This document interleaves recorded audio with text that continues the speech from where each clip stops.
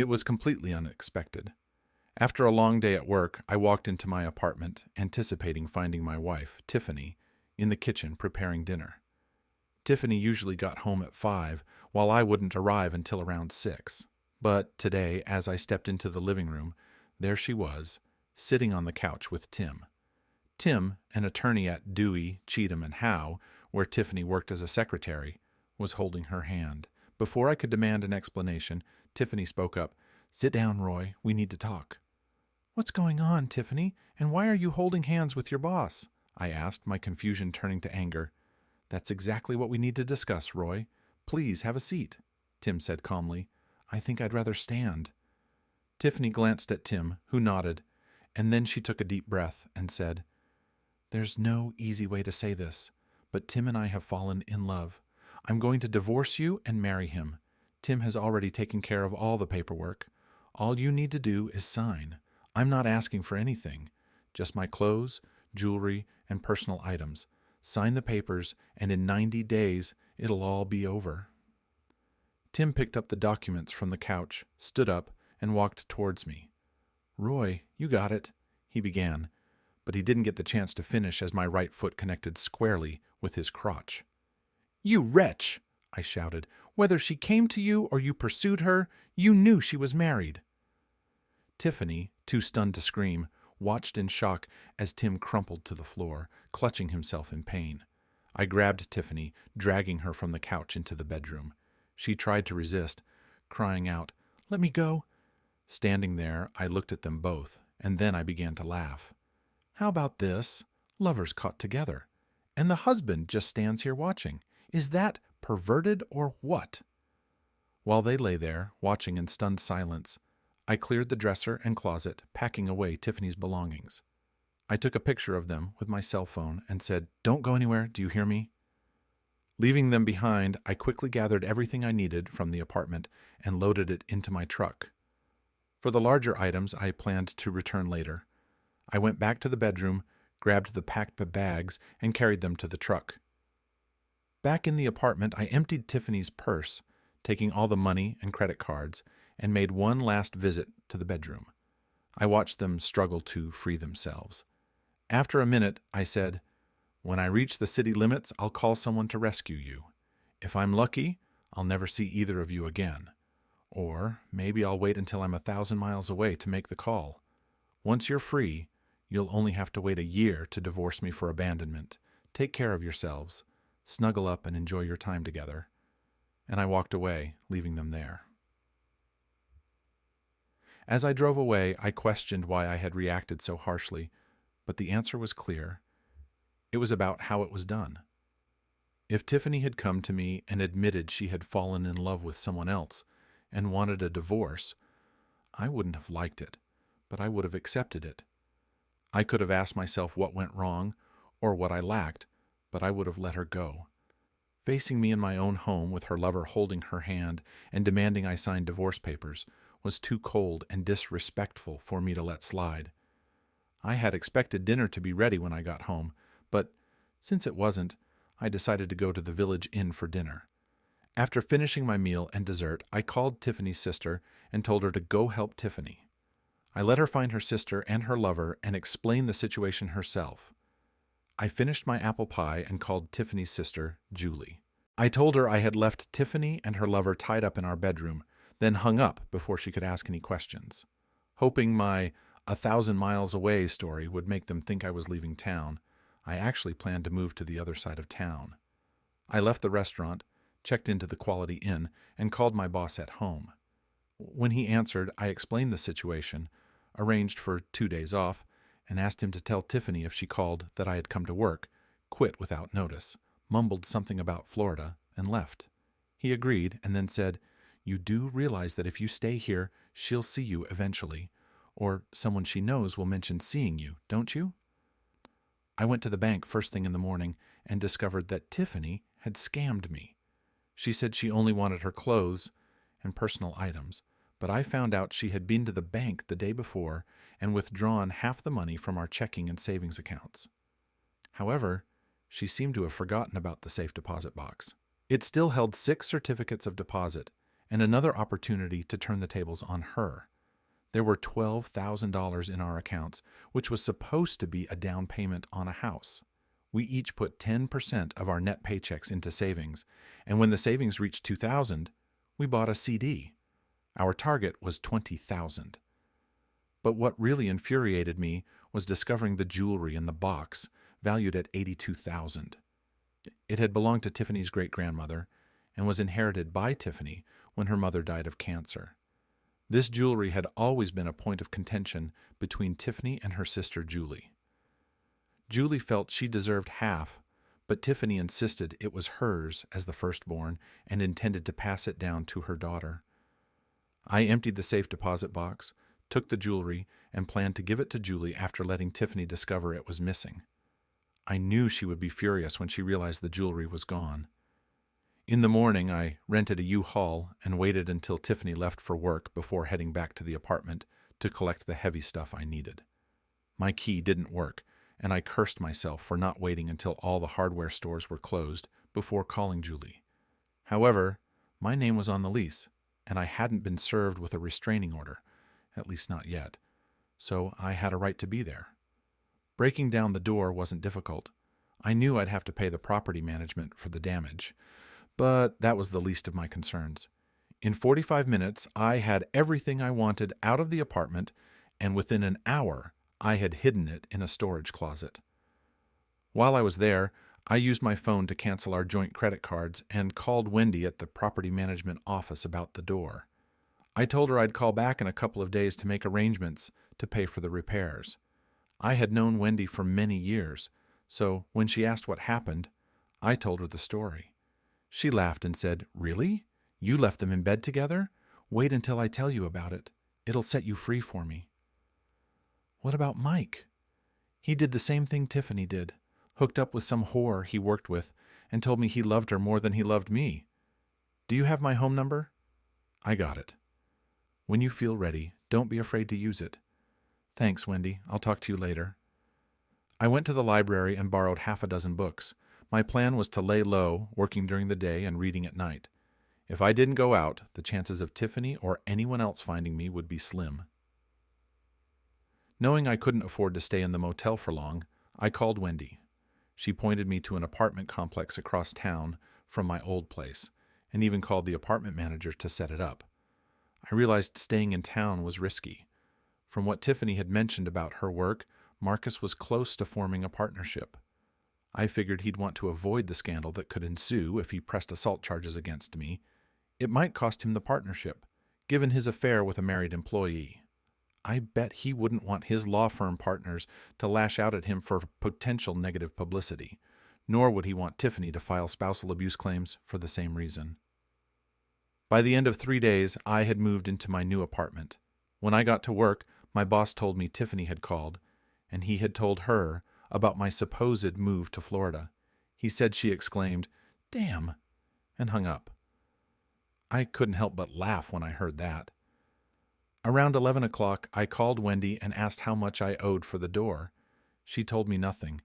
Tiffany had taken care of it. Then Wendy asked me where we were going on our first date. I explained my plan to her, and she laughed, saying I was mean. Then she suggested, "You can come to my house for dinner, and we can talk about old times. That way you won't have to leave the house, and she won't have a chance to see you." "What time?" "Shall we say 6? She gave me directions, and I agreed to see her at 6. As I drove to Wendy's, I thought about how long I had known her. We dated all through high school and had almost reached the stage of a permanent relationship before her father got a promotion and the family moved away. I didn't realize she was back in town until I walked into the manager's office to sign the lease for the apartment. But by then, I was married to Tiffany. I showed up at her apartment on time, sat down at the kitchen table, and we talked while she made dinner. She told me about moving to Colorado when her father was promoted and how she hoped to return there someday. I asked why she didn't stay if that was her dream. She explained that after her father died in an accident, her mother needed her, so she moved back. Though her mother was better now, she still couldn't afford to move back to Colorado yet. She was saving money and hoped to return someday. She wanted to know the full story about Tiffany, and I filled her in. She laughed and said I should have taken a picture to enlarge, frame, and hang on the wall with a sign that said, "Doves resting after a hard day." I laughed and told her I had taken a picture on my cell phone before I left. She wanted to see it, so I showed it to her, and she laughed heartily. We had a nice time, and I invited her to dinner at my place the next night. She gladly accepted. The next night, after dinner at my place, we sat on the couch and started watching a movie. Halfway through, I found us holding hands, though I had no idea how or when it happened. I looked at her and saw she was looking at me. She saw the look on my face and said, "Do you ever wonder how things would have turned out if my dad hadn't moved us to Colorado? Only every other day since I saw you when I came to sign the lease." "Would you like to see if there's anything left?" "Yes, but not until after I get rid of Tiffany." "Why wait? If you're done with her, you're done with her." "Maybe, but I'm still married, vows and all." "But she broke hers and set you free." "Good point, but that's not how I'm wired. I screwed up and didn't let them serve me papers. Once I'm officially served and sign the papers, I'll consider myself free of those vows, but it's not going to be easy. I loved that stupid bitch and thought she loved me." While some people can turn off love as easily as flipping a switch, I'm not one of them. It's going to take me time to get over Tiffany. I have 8 years of what I thought were good times to process. It won't be easy. I think the first step is to get all of the legal issues sorted out. How long will that take? The papers are already drawn up, so I just need to make sure they get served. The easiest way would be to walk into her office and hand them over, but I don't want to do that. I want to end things properly, and I don't want to see her again. And once you sort that out, there's no rush for us. We need to get to know each other again. It's been 12 years since we broke up, and we're different people now. Plus, there's a big elephant in the room. I was deeply in love with Tiffany and thought we had a great marriage until she ambushed me the other night with her boss. Do you want to know what really stings? The night before she dropped that bombshell, we made love 3 times. 3 times, knowing what she was going to do to me the next day. She even kissed me goodbye and wished me a good day as I left for work that morning. Enough of this. I've decided I'm not going to hide from Tiffany. When she finds me, she finds me. So, what would you like to do on our first date? It depends on when. Dinner and dancing if it's on the weekend. Dinner and a movie if it's during the week. Okay. My Thursdays are taken until September, so how about dinner and a movie on Wednesday and dinner and dancing on Saturday? That sounds good to me, but what about Friday? We can talk about it on Wednesday. No, let's plan it now. How about dinner at my place on Friday? Am I asking too much of you in such a short period of time? If I get my way, eventually all your time will belong to me. Then Friday's all set for us. Wednesday's date went well, and I got a sweet kiss as I walked Wendy home. Since I changed my mind about hiding from Tiffany, I showed up at the bowling alley on Thursday. I had intended to quit the team because several of Tiffany's friends played in our league and could let her know I was still around. It was a mixed league, and one of the girls worked with Tiffany, while 2 others were people she went to high school with and still socialized with. As luck would have it, that Thursday night, my team played against Tiffany's coworkers' team. Knowing that my name might come up at Tiffany's work on Friday, I decided to see if I could expedite things. I asked Melissa if she knew how long Tiffany's affair with her boss had been going on. By the look on her face, she knew, but said, "I have no idea what you're talking about." "You don't have to hide it, Melissa. Tiffany and Marcus have already told me. Tiffany wants a divorce to marry him. I'm just wondering how long she's been deceiving me. I had no idea until she hit me with it. Maybe 8 months. We all think she was crazy to give you up for that sleaze. Is it true you kicked him in the crotch?" I just smiled and didn't say anything. Melissa asked if I was going to fight the divorce, and I told her I wasn't. Why would I fight to keep someone who doesn't want me? When this is over, any chance I'll be on your list when you start looking again? I'll keep you in mind, but it all takes time. I can't see a beauty like you still being available when the dust settles. I've heard good things are worth the wait. Do you think you can work with Tiffany if we do end up meeting? I bet it'll be fun watching her eat her heart out. It won't take long for her to realize Marcus is garbage, and she made a huge mistake. I hope you're right. I'd love to see it. It was a good night for me. The team won 2 out of 3 games. I hit a high score of 217 in the second game, and my ego was boosted by a real hottie who showed interest in me.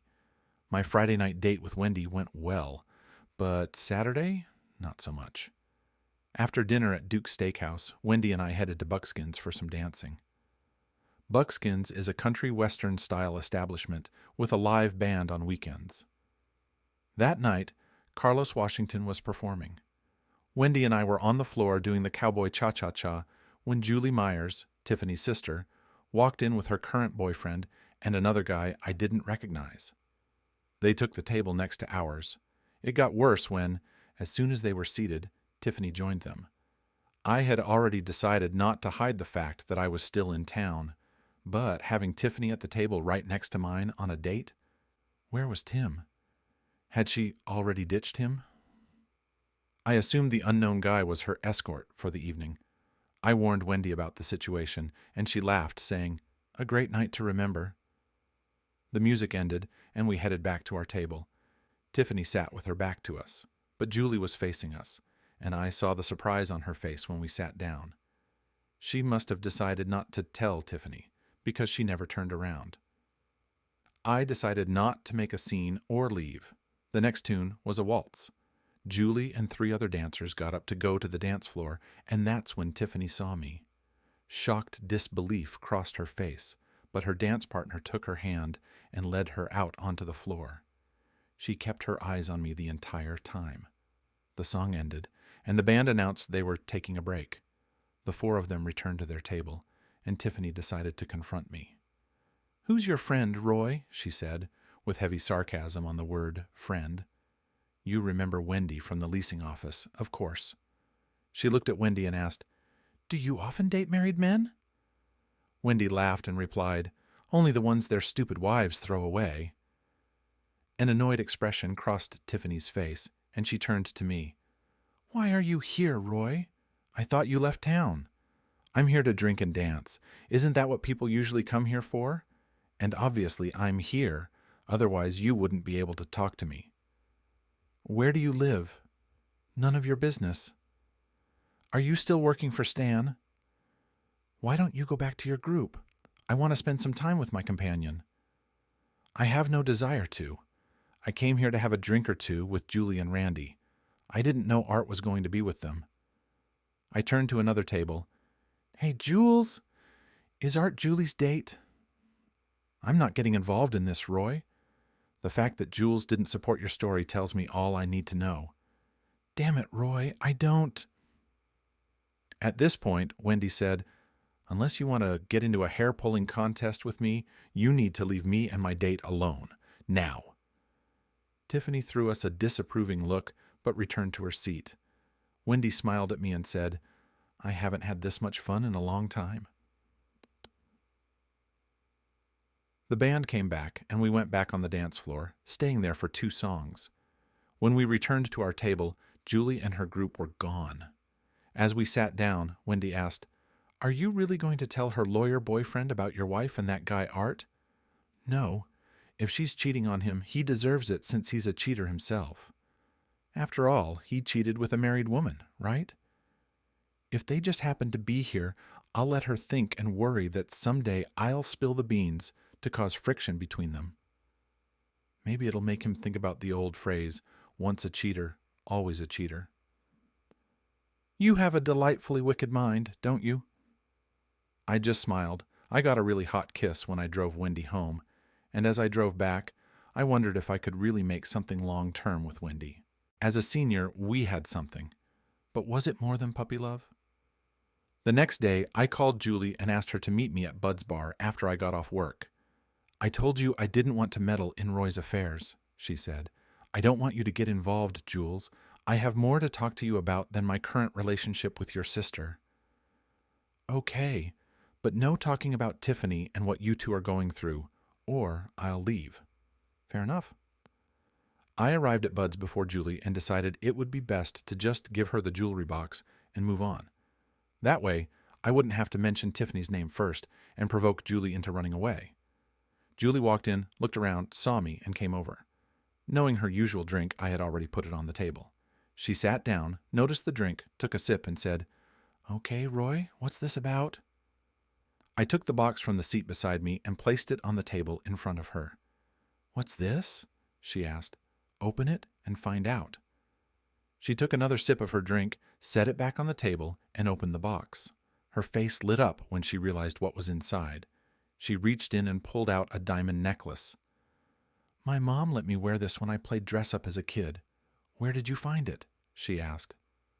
I explained how I got it and said, "I know you always thought you should have gotten half when your mom died. Now you have it all. What you do with it is up to you. You can keep half and give the other half to your sister, or you can keep it all. You can tell your sister you have them, or you can keep it a secret.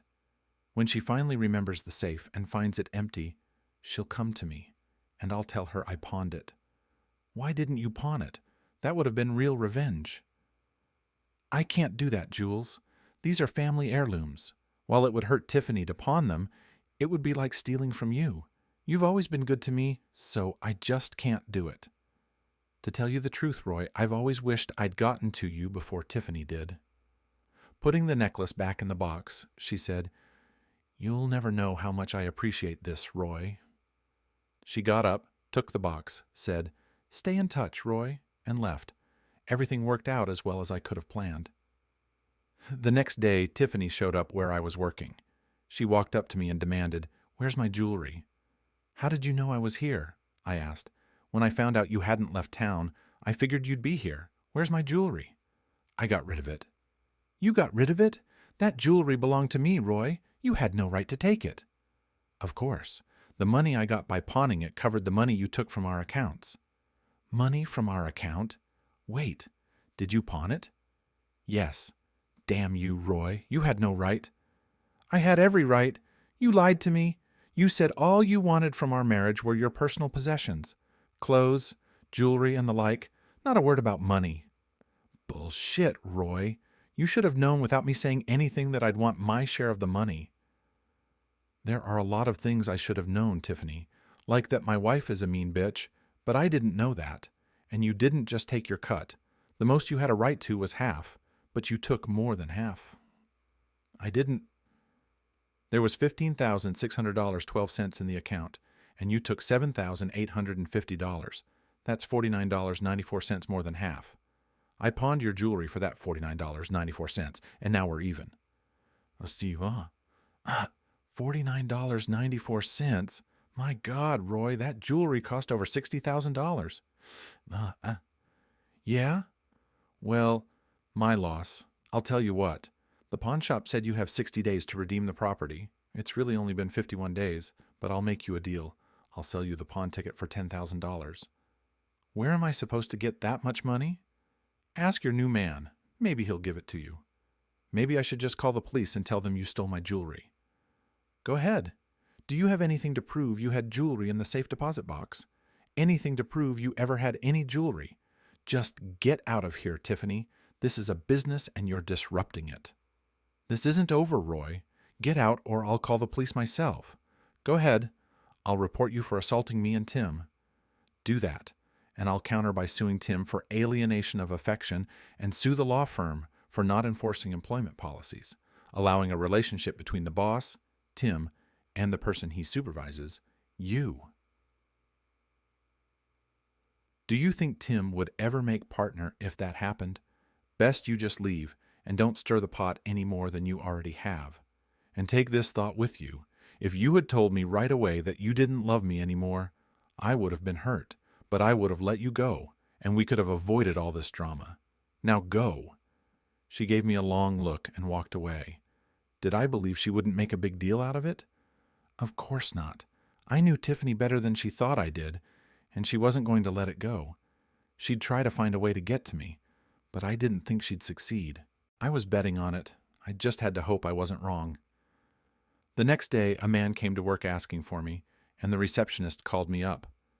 As I approached the front, Sally, the receptionist, pointed to a man reading one of the many award plaques on the wall. I approached him and asked what I could do for him. "Roy?" "That's me." He handed me an envelope and said, "You've been served. Good luck. before turning and leaving the office. I opened the envelope and skimmed the papers inside. They were straightforward, essentially echoing Tiffany's previous demands. Notably, she hadn't even asked for child support. I signed the documents, placed them in the provided stamped envelope, and dropped them into the outgoing mail tray on Sally's desk. She glanced up and asked, "Are you getting a divorce?" "Looks like it." "Put my name on the list when you look again." "Are you serious?" "You bet." As I walked back to the store, I couldn't help but wonder what the other women saw in me that Tiffany didn't. With Wendy, Melissa, and now Sally showing interest, it was a nice boost to my bruised ego. I called Wendy to let her know I'd been served and that I was officially released from my vows. She mentioned she had a bachelorette party planned for that evening, but would love to have me over the next night for a celebratory dinner. I agreed, and we made plans for our date. Later, while I was having dinner at home and watching TV, I received a call from Julie. "You're an evil man, Roy Dalton." "Who am I?" "For the last half hour, I've been listening to my sister cry over what you did to her jewelry. She asked Tim for the $10,000 she needed to redeem the pawn ticket, but he told her he wouldn't have it until the next quarterly bonus, which is still over 2 months away."